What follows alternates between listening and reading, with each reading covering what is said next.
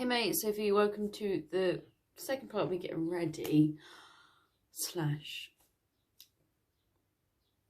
all the experiences I've had where I haven't been taken seriously by a doctor when I know someone's going to die. That may sound a bit, I don't know, saying that I know someone's going to die, but when you look out for signs and symptoms of dying, you know, you just know.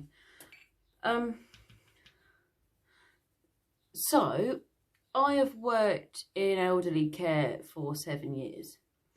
I haven't always been a nurse or a carer. In fact, I've never been employed as a carer. Not that that's a bad thing, because I still help with care stuff.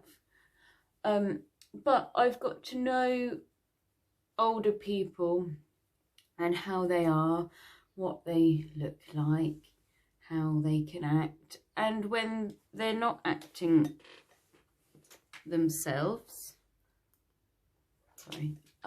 what that might be, why. That didn't make sense, did it?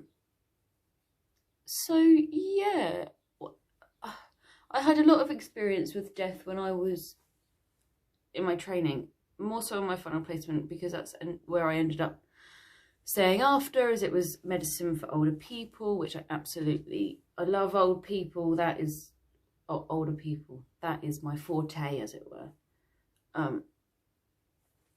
And I had experience there. I got to see what people looked like when they were dying and how the dying process takes place. It wasn't until I was actually qualified that I would be more, or felt more able to say to a doctor, I think this person is dying. And even then, I haven't always been taken seriously, and it's just frustrating, because I can only do so much. I need a doctor to make that decision and prescribe whatever needs to be prescribed. So the first instance that I felt disrespected in what my opinion or what my view is of this patient, some backstory, was an elderly chap. He had come from another ward following, he had like 12 days of IV antibiotics and high flow humidified oxygen. His fingers and toes were necrotic, and he was also diabetic. And the doctors wanted us to check his blood sugars by pricking his earlobe. And this poor man looked absolutely terrified, absolutely terrified. I was in the middle of 3 nights, so it's my second night. I had already said on my first night, or handed over in the morning, please get this guy reviewed, and most probably end-of-life care pathway to commence, but at least palliative care. And that didn't happen, so the second night was here, and I felt so sorry for this man. He was so terrified, his eyes, he was so terrified, and he could hardly speak, and was struggling to breathe, and so I phoned out of our doctor, whoever was on duty that night, and said, this man is dying, can you please prescribe anticipatory medication for him so he can at least just be comfortable, and we can take his drips off and take this mask off of him. And the doctor went and reviewed him, and then he said, no, we'll just continue with the current plan. With IV antibiotics, fluids, oxygen, all this. And I was like, okay, cool, right. He's dying. His body is rotting. He's shutting down. And I was in charge, so I didn't have another senior member on my ward to help me fight for this. Oh God, do you know what? Maybe if I was a sister, maybe if I wasn't just treated like a band 6, and I was actually a band 6, they might have taken me seriously. But I'd only been qualified 5 months. But yeah, I just was like, okay, what can I do? What can I do? He said that, the doctor said that doctors don't like putting other doctors' patients on end of life care without them reviewing them or something. And I was like, what? If someone's dying, they're dying. You can't just wait for their doctor to be around. It was a weekend as well. It was, oh. Anyway, a few hours later, this man had died, and I had to phone this doctor to come and certify his death. And it was classed as unexpected, even though I had expected it. I don't mean to laugh, the poor man was suffering. He was suffering. You could see it in his eyes. And he was just so heartbreaking, absolutely heartbreaking to see someone go through an undignified death. I think that possibly is where my passion for delivering good end-of-life care has come from. I'm not sure. I've been involved in a lot of death in my life, like whether it's family or work or when I was a student. I've been surrounded by it, and to have a good death is everybody's right.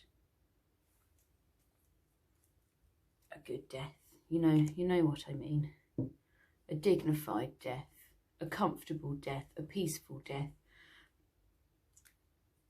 I had to phone the family. They were meant to be coming down the next day because they lived in a different part of the country. And I don't know why they weren't informed sooner that he was this poorly. I know people don't like talking about death and dying and don't want to have this conversation with their patients. They'd rather try and save them. But you can't save everybody. You can't save everybody. Some people need symptom management to ease them in their death. So that was my hospital where I wasn't really taken seriously, and I was just like, okay, cool, we're gonna move from it. It stuck with me. I've only been qualified not even 3 years, but it stuck with me. So, and I'm sure it will stay with me forever. In the nursing home I work in now, I've had a couple of bad experiences. I have had a good experience, don't get me wrong. It was approaching the weekend, and this lady was just rapidly deteriorating, and you never know when someone's going to die. You can't be like, yeah, it's going to be this day, it's going to be tomorrow at this time. You just have no idea. And I phoned the GP with my concerns, and she was brilliant. She prescribed anticipatory medications, morphine, Medaz,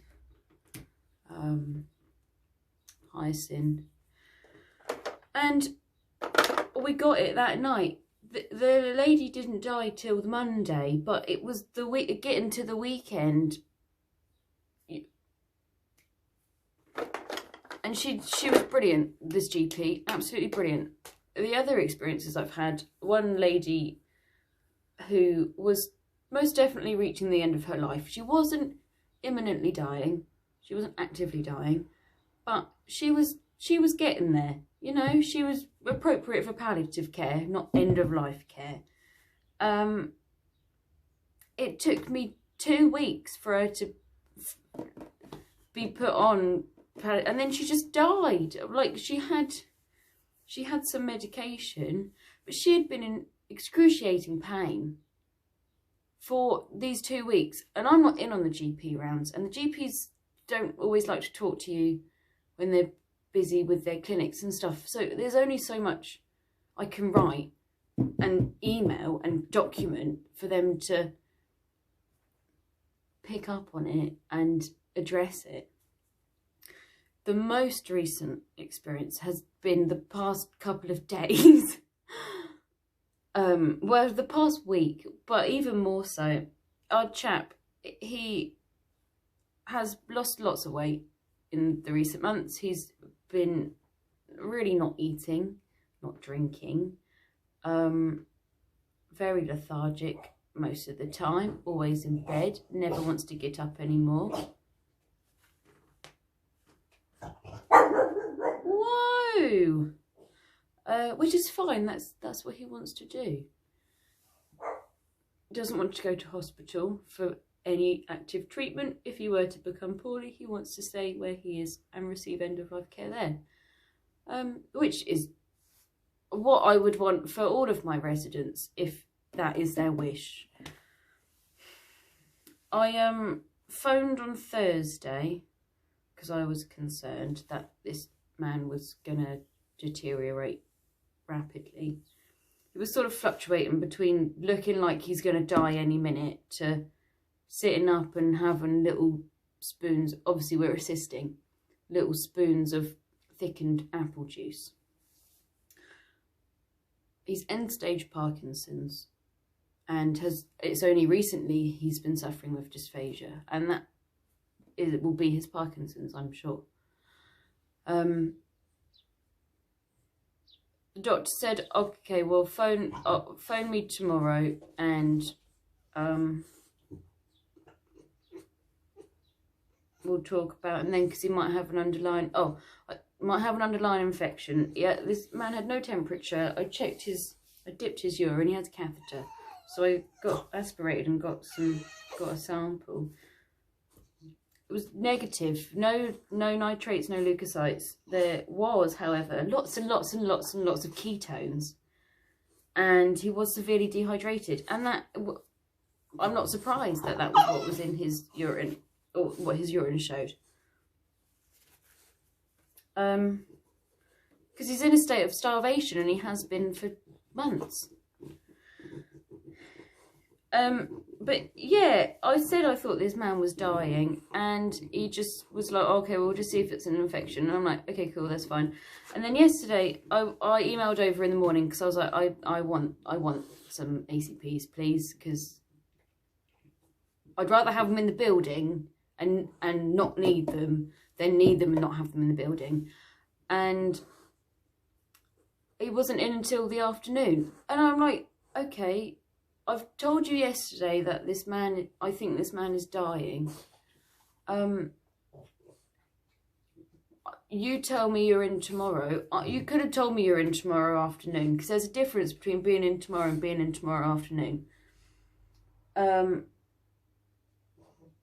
ended up phoning in the afternoon because this doctor still hadn't phoned me back. And I'm like, this is pretty urgent, because it's Saturday tomorrow. I want them here today. I'm not in over the weekend. So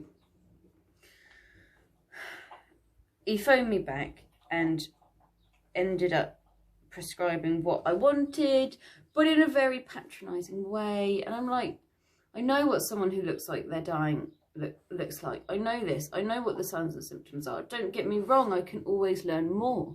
And in my studying now, I'm learning so much, and I'm able to bring that to my practice. And that's what I'm doing. That is what I'm doing. But to disregard me the first step, or what is it to prescribe anticipatory medications? We don't, like, the amount that have been prescribed that we've had to throw away because we end up not even using them. Like, why wait another day and risk me them not arriving on time? They arrived just before I went home. So he phoned me just in time to get the prescription delivered.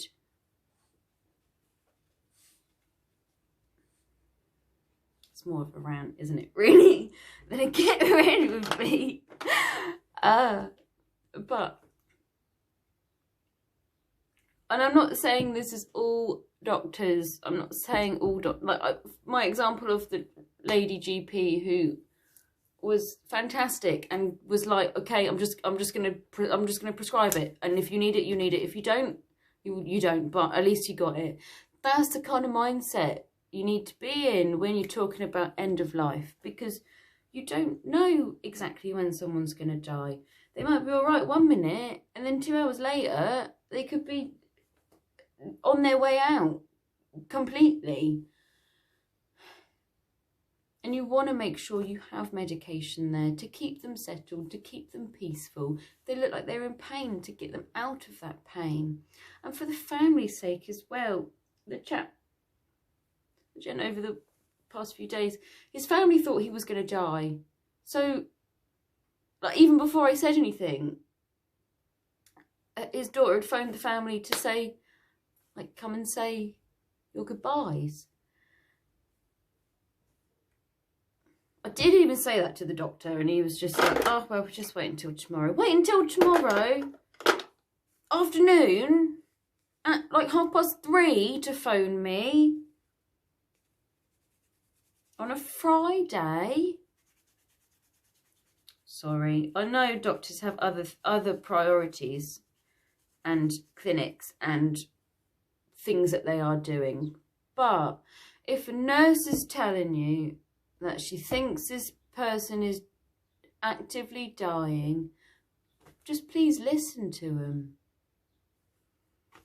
Because it's not the end of the world to prescribe anticipatory medications and not need them then. And, you know, if they're still in date, we can keep them because they might be all right for another couple of weeks and then deteriorate then. But, yeah, I don't know. I'm not even ready. I've just been ranting. Oh, I've missed talking to a camera though. I have filmed a few, on a different note, I have filmed some videos. But I didn't edit them and I didn't upload them, obviously. These I'm just going to upload. I'm not editing them because I'm just talking.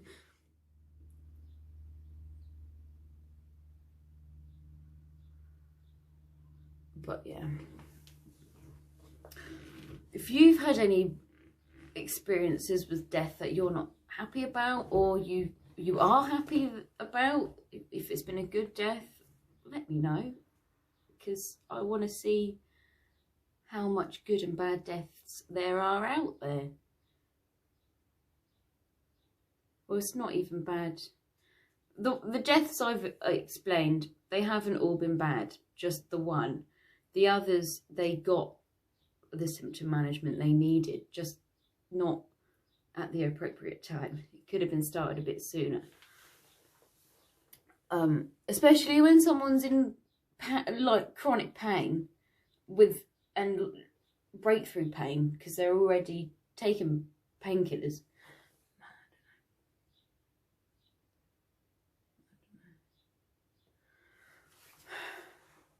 Sorry, I've only done like half a look. I'm sure that you're not watching it for the look though. Oh, if you've enjoyed my rant, please give it a like. Subscribe if you want to see more. I promise I will upload more now. I'm on my own. No one's around me to listen to me embarrass myself talking to a camera. So yeah, I'll keep you updated with my uni, because I'm really loving it. I really am. And roll on my PhD in palliative care, so that I'm taken extremely seriously. Take care. Goodbye. I'll see you soon. Mwah.